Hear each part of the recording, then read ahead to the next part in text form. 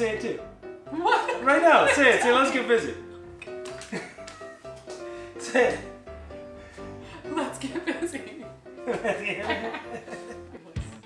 I'm Cameron. And Michelle. Welcome back to the Busy Gardener channel. Today we are going to do vanilla extract. Hey, let's get busy. Let's get busy.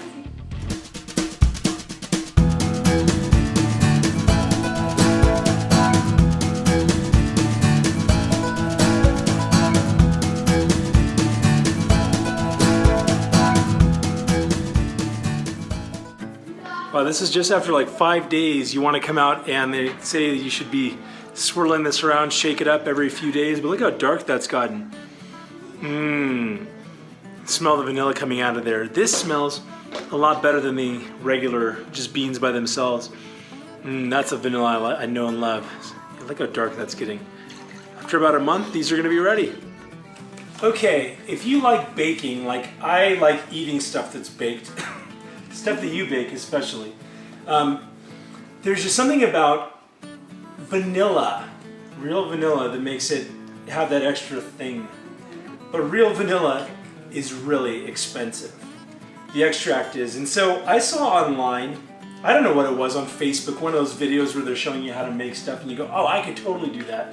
And then I just got kind of obsessed with it for a few months. Literally, since the beginning of the year.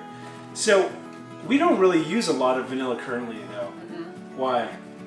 I just usually skimp on it because it's so expensive and we go through it pretty fast. So I usually just add a little bit more sugar or something like that to make up for it. A little more butter maybe. That's an idea. So there are a couple of kinds of vanilla. Well, there are many kinds of vanilla, native to Mexico, but it's planted all throughout the world now in the kind of warmer climates. It's hand pollinated except in Mexico because the little bug that pollinates it only lives in Mexico and can't survive in these other climates. So that's one reason why this stuff is so expensive. Now, just like coffee has different characteristics depending on where it's planted in the world, same goes for vanilla bean. And so we ordered a couple of types. I have the Madagascar Vanilla Beans here.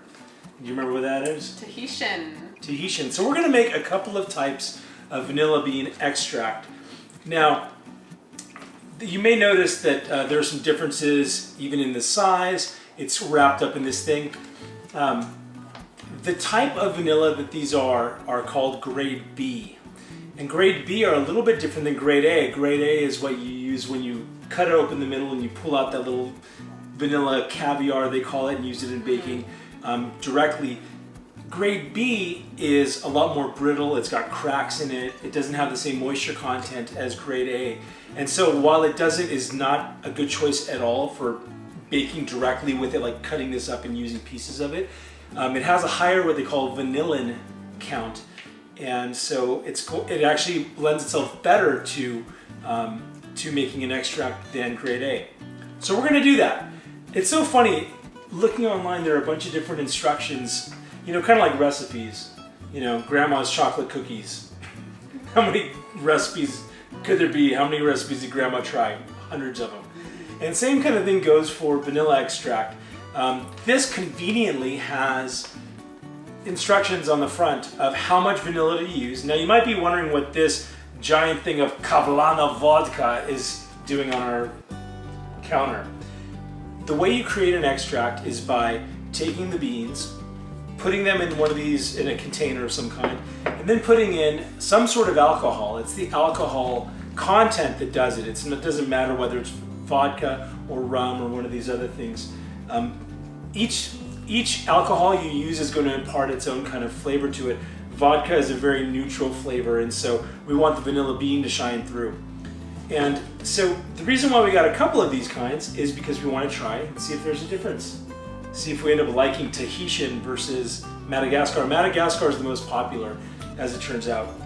So let's do this. We're going to, the instructions here are essentially telling us to take and cut these beans into 1/2-inch pieces, so that way they're little small pieces, and throw them in there. And here they're talking about using 1 ounce of beans for every cup or every 8 ounces of extract. So what we'll do is we will cut these up. Another recipe said to use 5 or 6 beans, and so each of these mason jars is, what, 16 ounces? 3 cups? 4 cups? 4 cups, so it's a quart. Pretty sure. So wait a minute. So each of these is going to make 16 ounces. Okay. Okay. So each of these containers will make about 16 ounces of extract. I should also point out that you can use just a really inexpensive alcohol. This vodka was the cheapest that BevMo had, and so we just got it so that we could use it. 333 distilled, I don't care. It just has the right amount of alcohol for what we need. So let's chop these things open. I'm really excited to smell this. Yeah. You can even smell it through the bag. And so we're going to use all of these up. You know. Yeah, open that one up. Oh, it actually doesn't smell that good. Oh, interesting. Up close, it doesn't smell. Huh. When you can smell just a little bit of it, like coming through the container, it smells nice. But just the beans themselves, I don't know, they're not all that great smelling. I don't think. This is a different smell. Oh, that's so interesting. Here, smell this. It smells like raisins. Yeah, it does actually get a smell like raisins. That's funny. Wait a minute. Is somebody trying to pull one over on us? I don't know what that You know what these kind of remind me of? My dad used to smoke a pipe, and this actually smells in some ways, and he used to get kind of like a vanilla kind of tobacco, and this reminds me of some of the smell of that tobacco that he had. Yeah, a really sweet smell.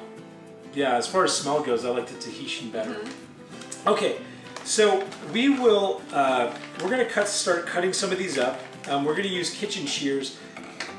Something that often will happen is people will, in some of the instructions you're gonna see, we'll talk about making kind of a slice down the middle of it. But these beans are really fragile and they're brittle, and you don't wanna be creating that kind of force.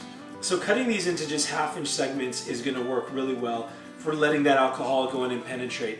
I'll tell you about the instructions, what to do after we have that, once we've got these cut up. So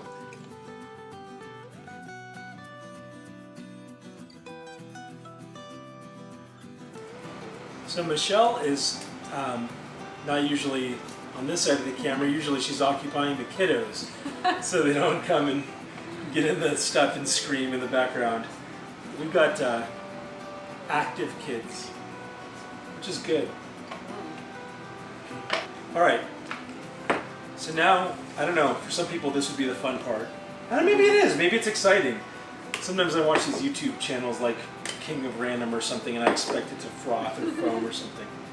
Okay, so we want to pour 16 ounces of this. So I'm only going to pour up to the 16-ounce line. 8 ounces are in 1 cup, so we're going to fill it to the 2-cup line halfway through, since this is a quart jar. Almost there.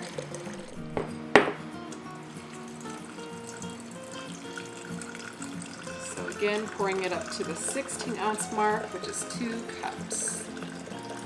This is the Tahitian Vanilla.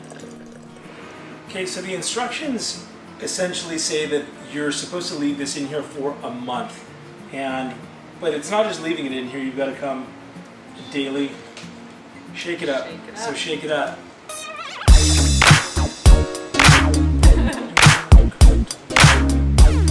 feel like I need to. So this is going to make a total of 32 ounces. Wow, 32 ounces of extract. So what were the costs for something like this? I got these on Amazon. The Tahitian was like 18 bucks, but they were smaller. The Madagascar was larger. I think it was maybe $22. $15 for this. Oh, exciting. Let me get these things. Are they on the table? Okay, I don't know why this is really the fun part for me, but when we're done with these, I'm gonna put them in these little containers. Pretty cool. Am I the only one that's so excited about it? I don't know. I get excited about little novel things. And so then it might be nice. You know, it's funny though, because after all this, I had visions of you make one of these and then you give it to somebody. But these are like, I think 8 ounces a piece. Does it have an ounce on there? 4. Okay. Probably 4 of these. So if we've got 32, that means that we would have 8. Oh, that's kind of nice. Nice. Okay, and the reason why you want to put them in an amber colored one is because sunlight starts to degrade and break down the flavor, so it's not going to be as strong a vanilla. We want a good strong vanilla. But we're not going to be able to bring these out until a month from now. These are going to sit, wait for us to get totally finished. We should come out, I don't know, every day, every couple of days, and shake this around.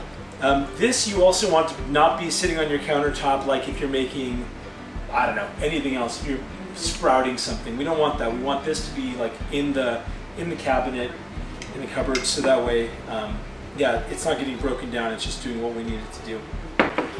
I'm really curious to see what the difference is. We'll maybe do some sort of review once we have this done and see what the difference is between the Madagascar and Tahitian. I'll have to bake some chocolate chip cookies, 2 You know- batches, and see what the flavor is. Hey, and we should do a blind taste test There you go. where we can, yeah, I'll be blindfolded, and I really wonder which is going to be better. The chocolate chip cookies are amazing. Hope you like tuning into this episode of The Busy Gardener. A little bit different. We didn't grow these, but you know, a lot of this stuff that we do on this channel is kind of DIY stuff as well. And so this is fun, being able to make your own stuff. You've been out gardening, planting new things I've never even seen before. What are the name of those flowers? Chamomile. No, but the other ones. The bulb- Ranunculus. Ranunculus. Dahlias. This is the funny difference between Michelle and I, is that I want something that's functional. Give me food, give me lettuce, you know, give me some asparagus or something. And you're like, look, give me something pretty. And it is. It looks gorgeous out there. It's pretty. So anyway, thanks for tuning into this episode. If you'd love to subscribe, we'd love to have you. If that's not your thing, that's okay too. But whether you've got 1 tree in your orchard or 500, till next time, stay busy. busy. You got it.